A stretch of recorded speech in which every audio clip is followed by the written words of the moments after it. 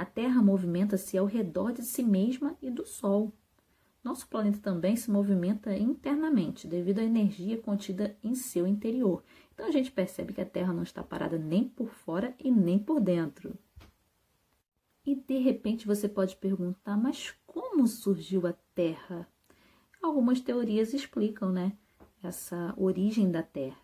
4,6 bilhões de anos originou-se primeiro o Sol através de uma densa nuvem de poeira e gás que se contraiu, formando não só o Sol, mas outros planetas, inclusive o planeta Terra. Por isso que muitos vão dizer aí que a idade da Terra é de 4,6 bilhões de anos. Isso mesmo, a Terra é velhinha, hein?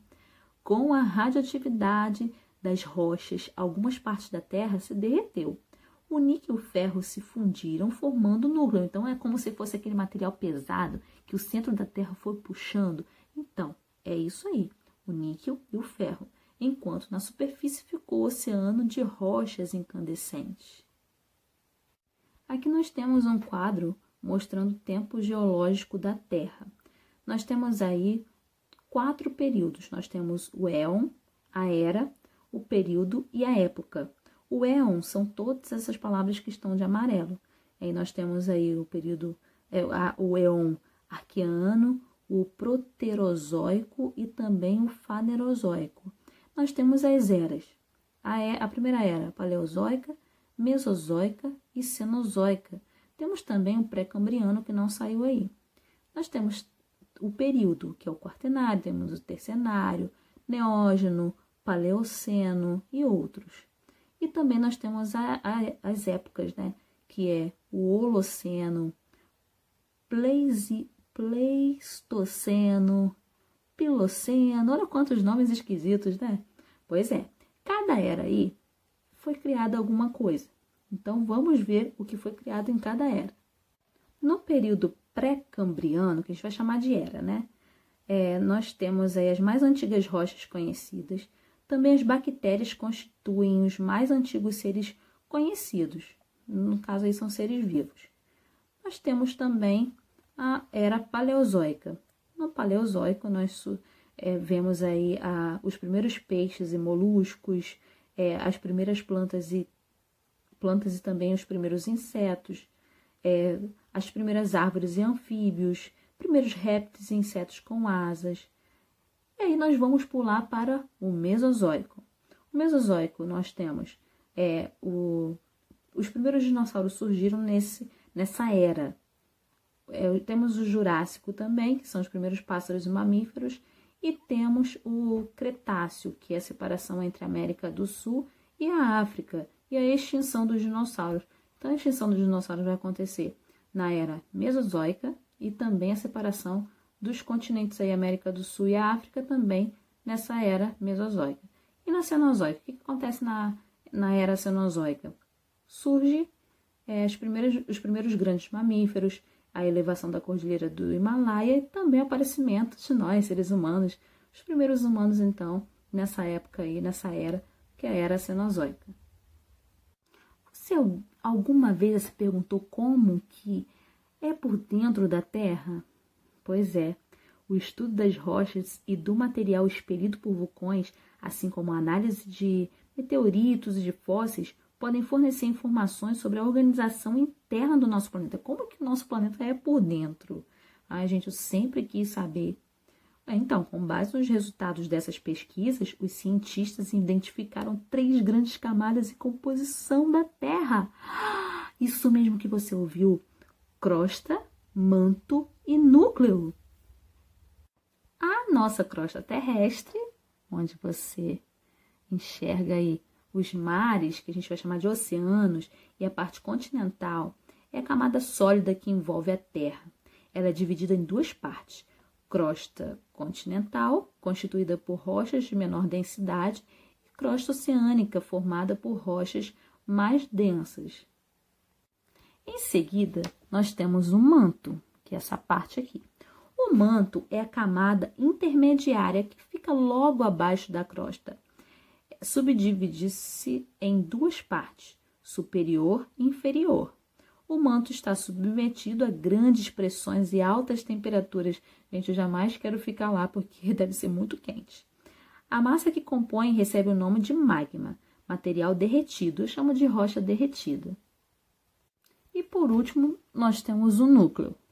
O núcleo é a parte central da Terra, formado supostamente por níquel e ferro. Nós temos o núcleo externo, que é líquido, e nós temos o núcleo interno, que é sólido, formado por uma espécie de caroço no centro do planeta. Você alguma vez já se perguntou se os continentes eram todos juntos? Pois é, muitos estudiosos do passado ficaram com essa pulga atrás da orelha, porque eles perceberam que a América do Sul, no litoral, se encaixava com o litoral da África.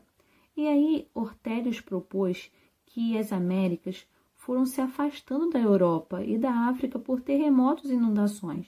Muitos anos mais tarde, em 1915, o cientista alemão Alfred Wegener, depois de estudar cuidadosamente a questão, apresentou a teoria da deriva continental.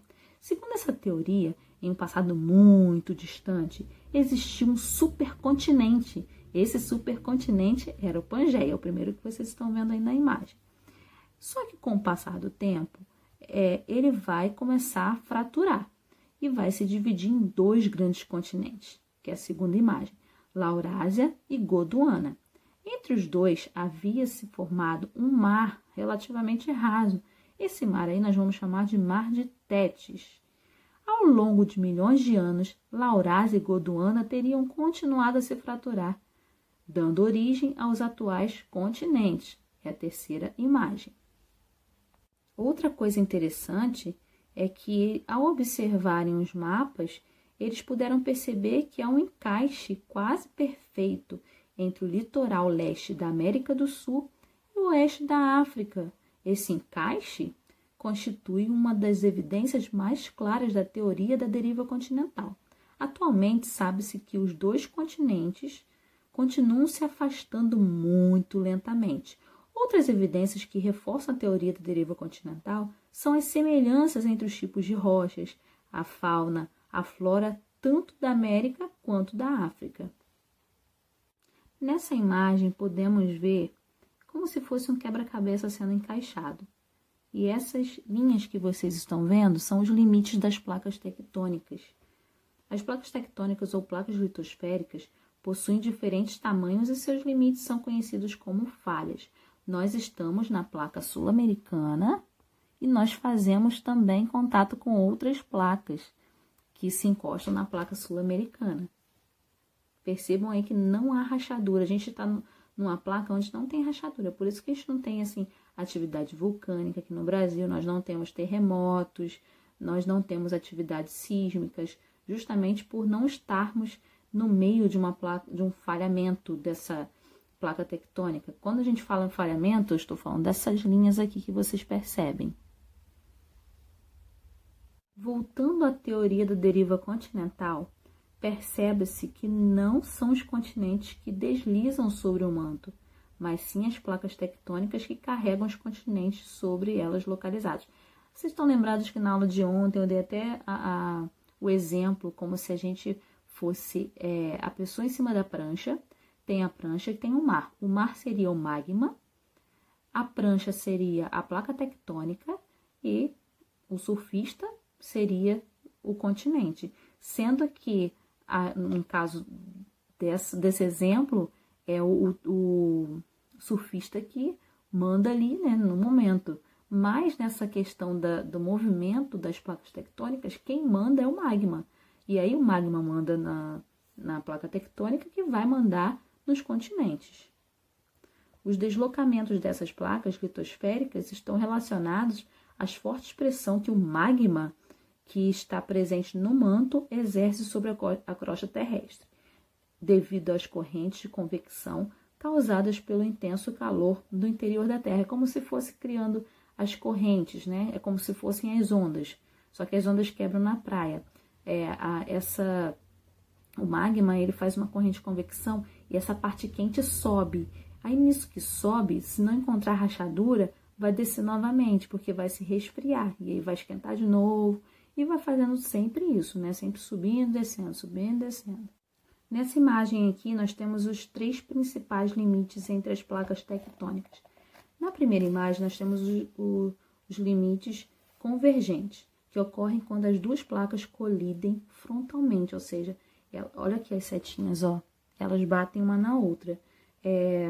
Geralmente, a placa mais densa mergulha sob a outra e é reciclada no manto. Então, olha só, tá vendo? Ela vai se reciclar novamente no manto. Na segunda imagem, nós temos aí os limites conservativos ou falhas transformantes, que apresentam-se quando as placas se deslocam lateralmente em sentido contrário, uma em relação à outra. São denominadas conservativos por não haver gerado ou destruição de placas nesse limite, mas apenas o deslocamento delas. Então, você percebe que uma, ó, se arrasta, uma vai na direção como se fosse assim, ó, oi, amigo. Aí a outra, oi, não posso parar agora não porque eu estou com pressa. Então, esse é o limite aí transformante. E nós temos o último, que é o divergente. Ocorre quando duas placas se afastam uma da outra. Geralmente, as brechas abertas na crosta são preenchidas pelo magma. Então, aqui é como se fosse assim, não quero mais falar com você, nem eu. Então, cada um vai para o seu lado. Forças internas da Terra, ou seja, a Terra tem força por dentro dela, assim como a gente tem, só que a nossa força quem dá é o alimento. Vamos entender um pouquinho essas forças internas da Terra, porque não é como a nossa, a Terra não come para poder ter forças internas, né? Se ela comesse, a gente ia ficar sem alimento, com certeza. Vamos falar sobre dobras e falhas. Bem, os diferentes limites entre as placas tectônicas, limites quando a gente fala, são esses limites aqui, ó. Esses limites, ok? Então, vamos continuar aqui. Na primeira imagem, nós temos o limite convergente, na segunda, o limite divergente, na terceira, o limite conservativo ou transcorrente. Nos limites convergentes, que é esse primeiro limite que você está vendo, o primeiro desenho, esse aqui, então, grandes pressões agem sobre as camadas rochosas, que não resistem e sofrem dobras e falhas. As dobras dão origens às montanhas. Quando uma placa oceânica, ela mergulha sobre o continente, que é menos densa, menos pesada. Isso provoca elevação da borda da placa continental. Exemplo, a Cordilheira dos Andes, que formou-se pela colisão da placa Nazca, que é uma placa oceânica, com a placa sul-americana, que é uma placa continental. Quando nós falamos de placa oceânica, tem a ver com o oceano, tá? Quando falamos de placa continental, tem a ver com o continente. As maiores cadeias de montanhas surgiram, sabe que era na era Cenozoica, a era mais novinha, né? Essas cadeias são denominadas dobramentos modernos, porque foram as últimas. Vulcanismo. Quem não adora apreciar um vulcão, né? Mas olha, o vulcão é muito perigoso quando nós estamos por perto. Até mesmo porque o material expelido é muito quente. Esse material expelido, ele é uma lava. Só que antes dele se derramar aí na superfície terrestre, ele era magma. Então, é o derramamento do magma na superfície terrestre. A gente vai chamar de vulcanismo. Aqui nós temos, né, a legenda do vulcão. Nós temos aqui, que chama a câmara magmática.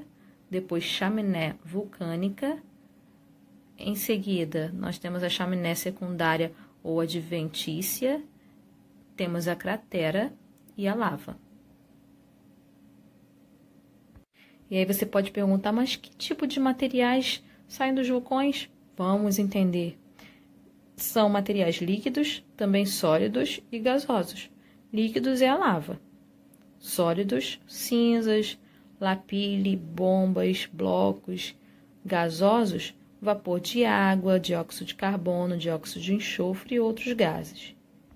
Mas o que é vulcanismo? Tia Dani fala o que é vulcanismo, mas eu não entendo ainda. Então vamos entender. O vulcanismo ou atividade vulcânica consiste na libertação dos produtos gasosos, líquidos ou sólidos para o exterior da crosta terrestre, ou seja, para fora.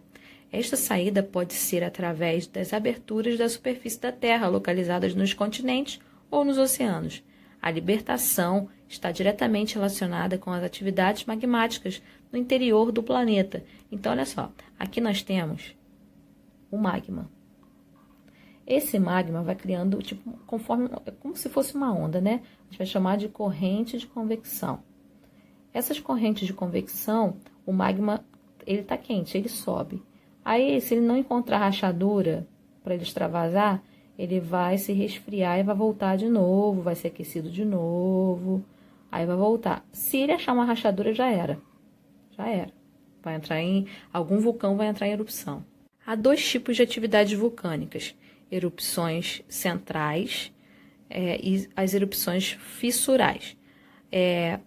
As atividades da erupção central é aquela em que os produtos vulcânicos sobem com um condutor, desbolsão do magma sob a crosta até a superfície. O vulcão aparece na forma de um cone. Vocês podem perceber, ó, que tem a forma de um cone mesmo, expelindo em um momento lava, em outro momento vai expelir cinzas e fragmentos de rochas. Outro tipo de atividade vulcânica é do tipo fissural. Atividade vulcânica de fissura, a lava extravasa por fendas abertas na crosta terrestre, como se fosse um caminho, né, para a lava passar. É responsável pela maior parte das erupções magmáticas, ou seja, erupções do magma, ocorrendo mais no fundo dos oceanos. Outra força interna da Terra são os abalos sísmicos. Os abalos sísmicos são as fortes tensões que ocorrem nas bordas das placas, que vão se acumulando, até atingirem o limite de resistência das rochas. Quando esse limite é ultrapassado, ocorre uma ruptura na crosta, provocando vibrações ou ondas sísmicas que se propagam em todas as direções. Aí a sensação que você tem é que você está tremendo. A propagação faz a Terra tremer, gerando um abalo sísmico. Se esse abalo ocorrer na crosta continental, será um terremoto. Foi isso que eu falei. Se acontecer na parte continental, será um terremoto. E se acontecer no oceano? Bem, se for na crosta oceânica, a gente vai chamar de maremoto. Olha que fato interessante, mais de 70% dos terremotos ocorrem na margem do Oceano Pacífico, onde há muitos vulcões. Essa faixa é conhecida como Círculo de Fogo do Pacífico. Então, ó, essa área vermelha que vocês estão vendo é o Círculo de Fogo do Pacífico. Bem, vamos ver se vocês conseguem localizar o Brasil. Localizaram? Olha elezinho aqui, gente. Nosso bebezinho. Na verdade, nossa terra, né? No Brasil, não costuma ocorrer fortes terremotos, nem vulcões ativos. E isso é resultado de sua localização privilegiada na placa sul-americana, distante dos limites das placas, onde esses fenômenos ocorrem com mais intensidade. Quando a gente fala de limite, a gente está falando desse limite aqui, ó. Aqui já é o limite da placa sul-americana. E aqui também já começa outro limite da placa Nazca. Entenderam? Então, vamos avançar. Eu coloquei um outro mapa aqui, só que esse aqui é o planisfério, para vocês verem quais são as placas tectônicas. Aqui, ó, é a placa sul-americana. Estão vendo? Nós estamos em cima dela. E ela não contém nenhuma rachadura, graças a Deus. Agora, vocês já sabem o que são abalos sísmicos, que são terremotos e maremotos. Quando nós nos referimos a eles, nós chamamos de sismos. Milhares de sismos ocorrem anualmente na Terra. A maioria deles é de pequena intensidade, ou seja, as pessoas nem percebem. Os sismos são registrados pelos sismógrafos. O que são sismógrafos? Aqui nós temos um exemplo. São aparelhos que medem os tremores de terra, registrando sua magnitude, isto é, a quantidade de energia liberada. E para registrar a magnitude, se é maior ou menor, é usada a escala Richter. Bem, galerinha, essa foi a nossa aula de hoje. Espero que vocês tenham gostado. Um beijo e até a próxima.